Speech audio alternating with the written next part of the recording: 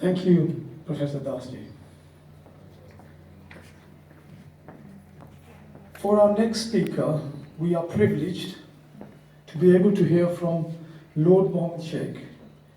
With a background in the insurance industry, Lord Sheikh was elevated to the peerage in 2006. He sits as a Conservative Life Peer and is President of the Conservative Muslim Forum. Lord Sheikh Ji.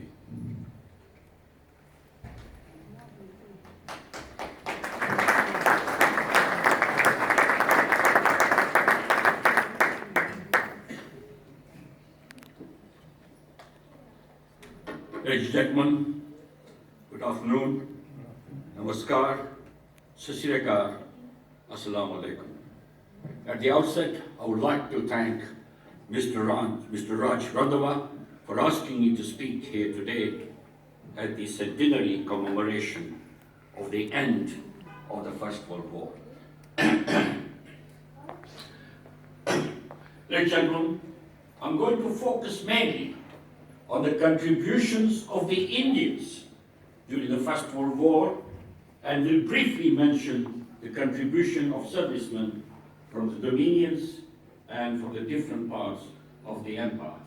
Ladies and gentlemen, unlike Mr. Das, who has given us excellent presentation, I'm not an historian. I'm just a mere Indian businessman and a politician.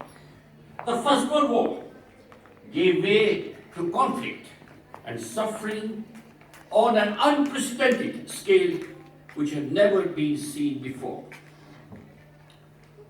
The 4 war years will serve as both a reminder and a commemoration of the sacrifices and struggles of so many people across the world.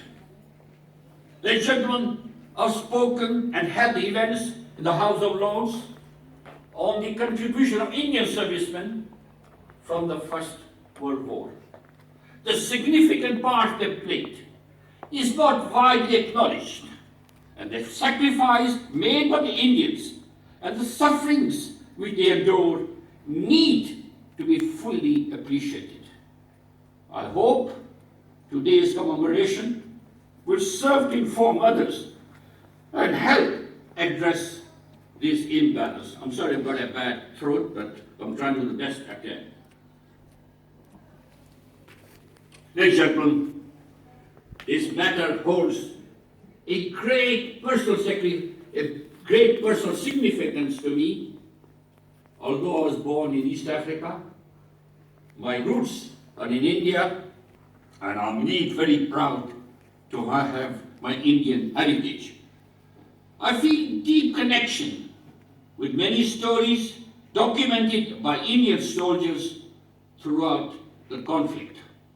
Upon the outbreak of the First World War, all opposition to the British government ceased, and the feeling of the Indians at large was summoned by Honorable Pandit Madan Mohan, who was an ex-president of the Indian National Congress.